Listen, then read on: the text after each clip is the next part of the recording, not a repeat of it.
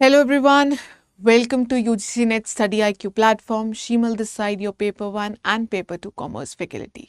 तो मैं आपके सामने आज दोबारा हाजिर हूँ क्योंकि आप सभी को पता है कि आपका जो 18 जून का एग्ज़ाम है उसको रिकंडक्ट करने की बात हुई है, क्योंकि आपका जो 18 जून एग्ज़ाम है उसको कैंसिल कर दिया गया है।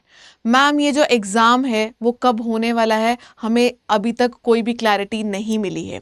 पर आज मैं उस टॉपिक के ऊपर बात नहीं करने आई हूँ कि जहाँ पे सभी के मन में जो क्वेश्चन मार्क है कि क्या ये एग्ज़ाम ऑनलाइन मोड में होने वाला है या ऑफलाइन मोड में होने वाला है। मैम, क्या जून और दिसंबर का जो एग्ज़ाम है ये मर्ज होने वाला है? क्या एनटीए ही इसको दोबारा रिकंडक्ट करने वाला है, या फिर क्या मैम हम दोबारा से एप्लीकेशन फॉर्म भरेंगे? क्या हमारे दोबारा से पैसे लगेंगे, या फिर हमारा क्या एग्ज़ाम सेंटर चेंज हो सकता है या नहीं हो सकता है? क्या मैम, क्या गारंटी है कि जो अगला पेपर होगा वो फेयर मींस ऑफ प्रैक्टिस से होगा, ट्रांसपेरेंट होगा? तो इसके ऊपर तो हम काफ़ी चर्चा कर चुके हैं। अभी ये जो हमारा वीडियो है आज इन चर्चाओं के ऊपर नहीं है। तो मैम, आज आप किस चीज़ के बारे में बात करने वाले हैं? मैं आज बात करने वाली हूँ कि अब आपकी क्या नेक्स्ट स्ट्रैटेजी होनी चाहिए, है ना? तो यूजीसी नेट एग्ज़ाम जो जून 2024 18 जून वाला था वो तो हो गया रद्द, है ना? तो अगली क्या स्ट्रैटेजी रहनी चाहिए आपकी पेपर 1 और पेपर 2 के लिए आफ्टर योर नेट स्कैम, जो आपको जो दोबारा एग्ज़ाम रिकंडक्ट होने वाला है उस गोल को अचीव करने में आपको दोबारा से मदद करे।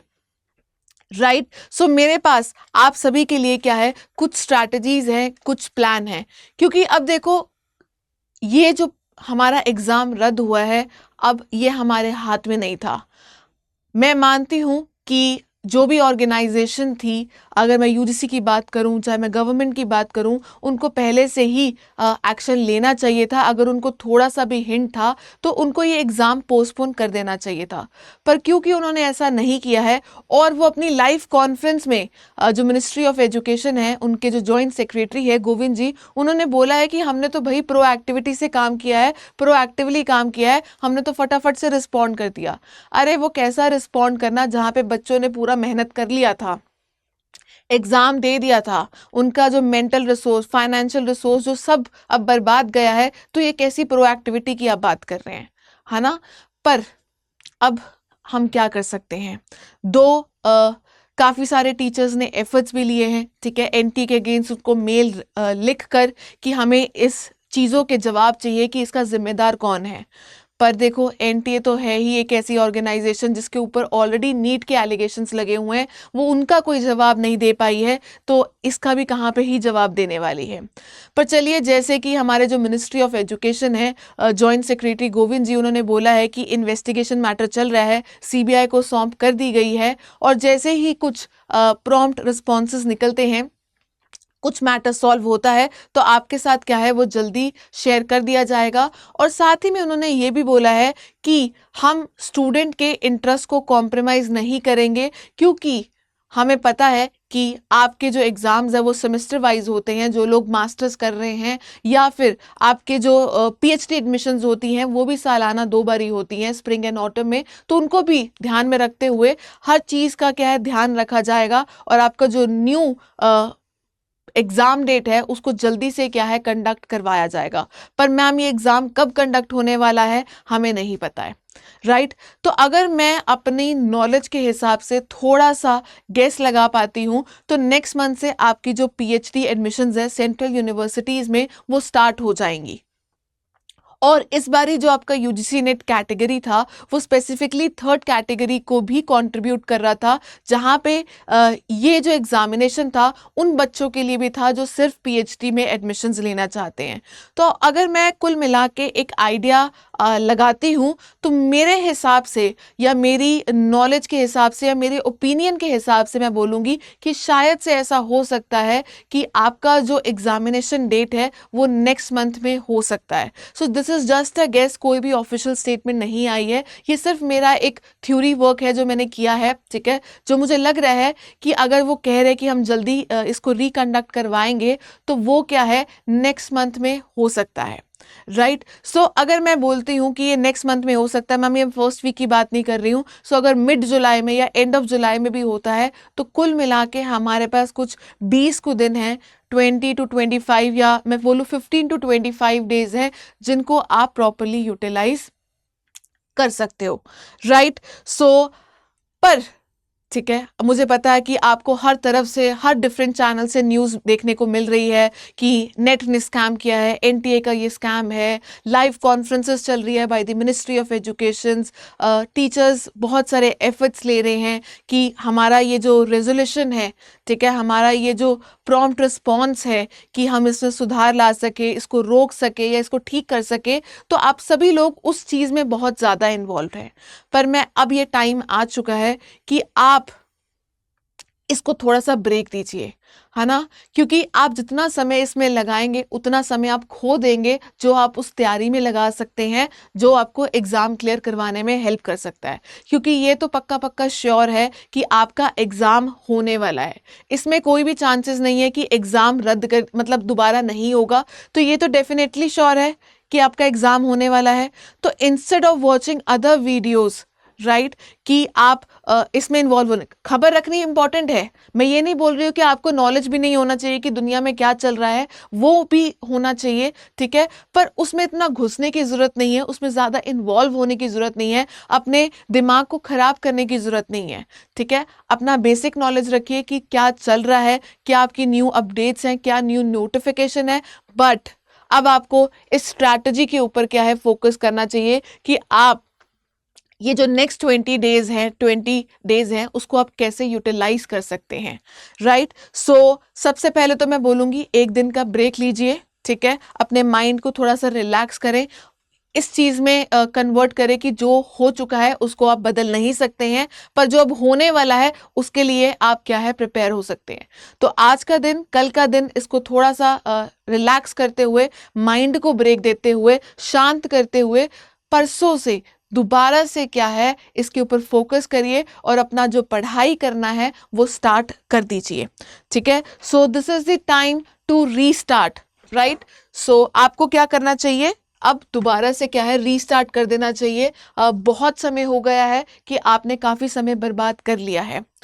नाउ मैम, क्या आप हमें बताने वाले हैं कि क्या स्ट्रैटेजीज रहने वाली हैं for your paper 1 and your paper 2?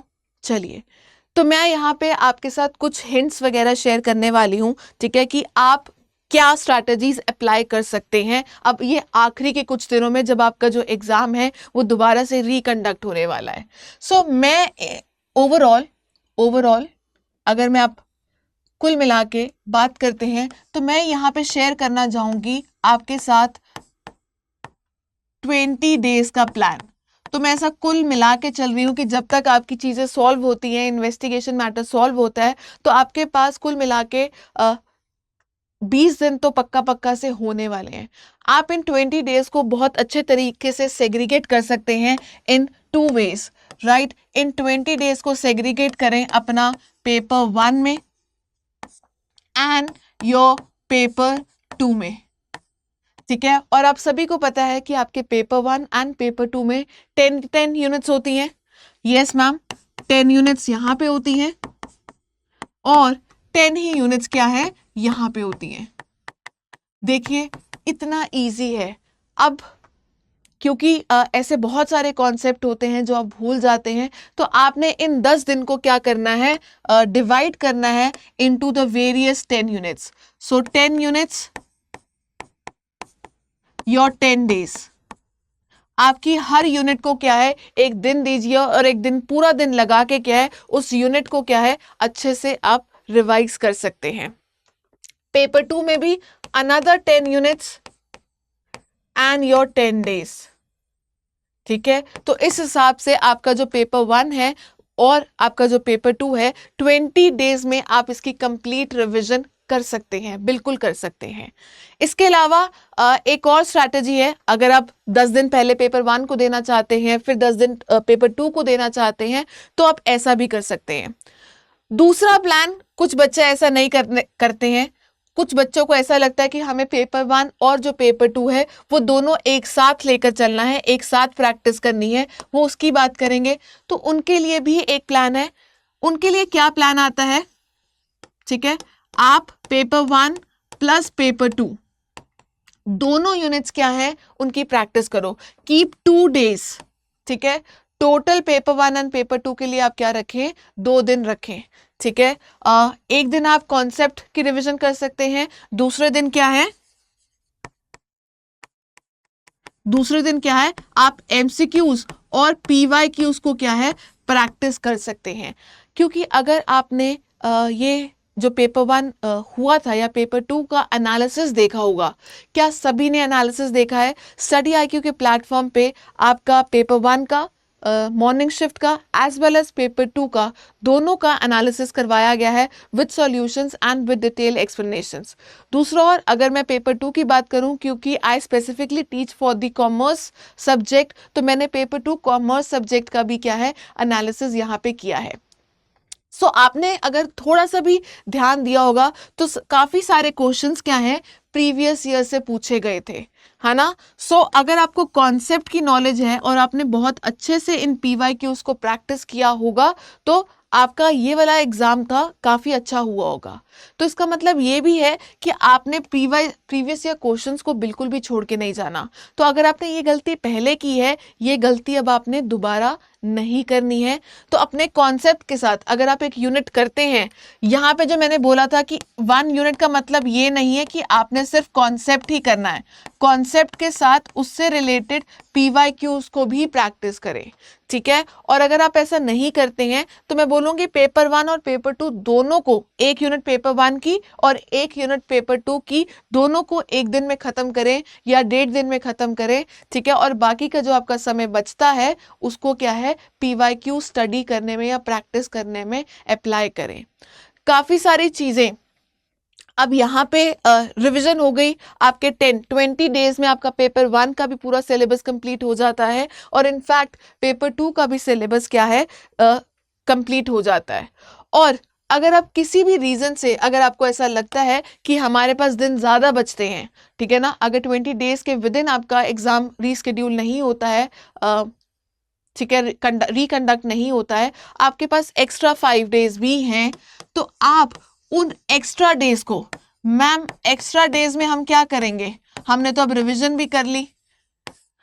तो मैं ये समझती हूँ कि किसी को भी परफेक्ट नॉलेज नहीं होती। अगर यहाँ पे 100 सवाल पूछे गए हैं, 100 कॉन्सेप्ट आए हैं, कम से कम कोई ऐसा कॉन्सेप्ट तो होगा जो आपको नहीं आता होगा, है ना। तो आप उन न्यू कॉन्सेप्ट के ऊपर क्या है फोकस कर सकते हो, उसको समझ सकते हो न्यू कॉन्सेप्ट्स को, है ना। तो ये वो समय है जहाँ पे आप न्यू कॉन्सेप्ट्स को लर्न कर सकते हैं और अपना जो पुराना आपने कॉन्सेप्ट्स को पढ़ा है उनको रिवाइज करते हुए चले। सो ये इस वक्त की सबसे बेस्ट स्ट्रैटेजी है कि आप कैसे इस समय को यूटिलाइज करने वाले हैं।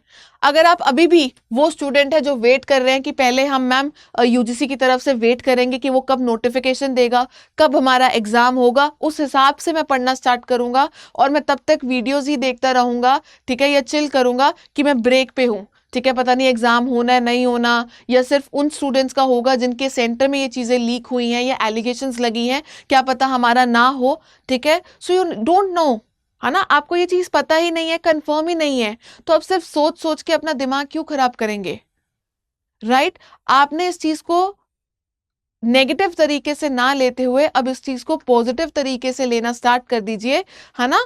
तो अब समय आ चुका है कि आपने यूजीसी की नोटिफिकेशन का वेट नहीं करना है कि एग्जाम कौन सी डेट को होगा, पर आपको ये पक्का पता है कि एग्जाम होकर रहेगा, तो उसकी तैयारी करना क्या है स्टार्ट कर दीजिए, रिवीजन करना क्या है स्टार्ट कर दीजिए।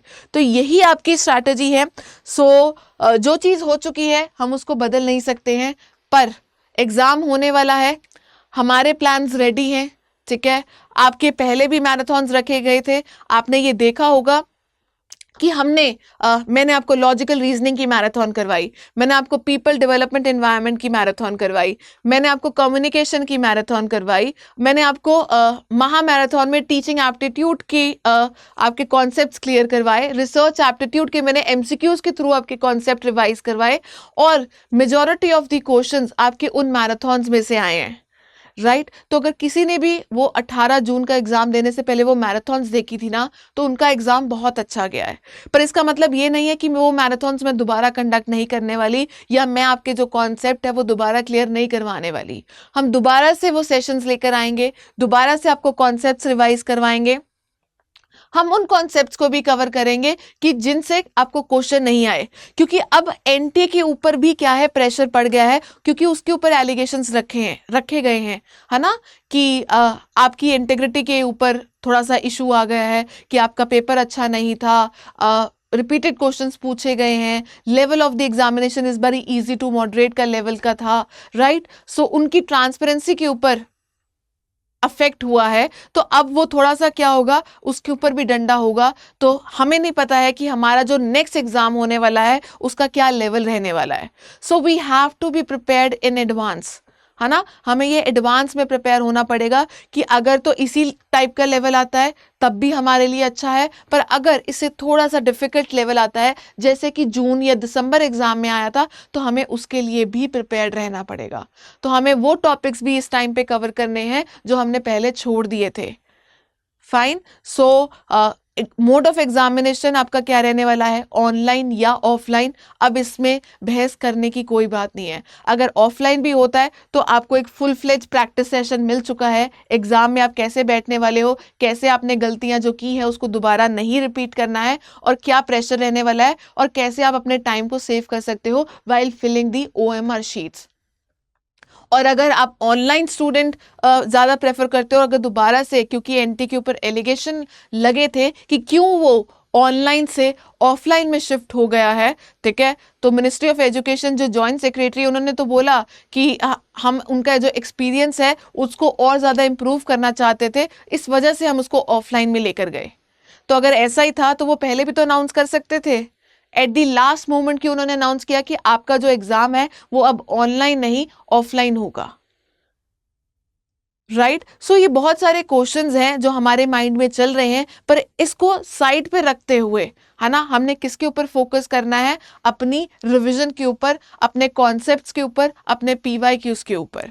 तो इस टाइम को यूटिलाइज करना स्टार्ट कर दीजिए। बस टेक अ स्मॉल ब्रेक, एक दिन का ब्रेक लीजिए, अपने मन को शांत रखें, म्यूजिक सुने, टीवी देखें, गाने सुने, जिस भी चीज से आपको रिलैक्समेंट मिलती है, जो भी आपका पर्सनल हॉबी है उसको करें, फाइन। और नेक्स्ट डे से क्या है, एक फ्रेश दिन से, ठीक है, अपना जो रिवीजन है उसको स्टार्ट कर दीजिए। सो मेरे लिए तो आप सभी के लिए यही सजेशंस हैं, ठीक है। और आज के लिए सिर्फ इतना ही था। वीडियो अच्छे लगे तो लाइक जरूर करना, ठीक है, और अपने जो व्यूज है वो मेरे साथ कमेंट्स में शेयर जरूर करना। और मैं कितना आपको मोटिवेट कर पाई हूँ ये आप ही जानते हैं, राइट। और मेरी क्लासेस से रिलेटेड जितनी भी अपडेट्स है आपको मेरे टेलीग्राम चैनल पे मिल जाएंगी, और आपकी कोई भी अगर कंसर्न्स है तो आप मेरे को डायरेक्टली टेलीग्राम चैनल में क्या है शेयर कर सकते हैं। सिंपली सर्च फॉर शीमल भागी @शीमल भागी, या फिर आप इस बारकोड को भी स्कैन कर सकते हैं और आप मेरे साथ क्या है मेरे टेलीग्राम चैनल में जुड़ सकते हैं, जहाँ पे I motivate you from time to time. मेरी क्लासेस से रिलेटेड आपको अपडेट्स मिलती हैं, सारे लिंक्स मिलते हैं, राइट। सो आज की इस वीडियो को आप सभी ने लाइक ज़रूर करना है, शेयर ज़रूर करना है, कमेंट ज़रूर करना है, उन सभी बच्चों को मोटिवेट ज़रूर करना है, फाइन। और जिन्होंने अभी तक इस चैनल को सब्सक्राइब नहीं किया है, please hit the bell icon, fine, ताकि आपको हमारी क्लासेस से रिलेटेड जितनी भी अपडेट्स हैं वो टाइम टू टाइम मिलती रहे। So thank you for watching once again, have a nice day and have a positive mindset, I would say, right? Chaliye, thank you.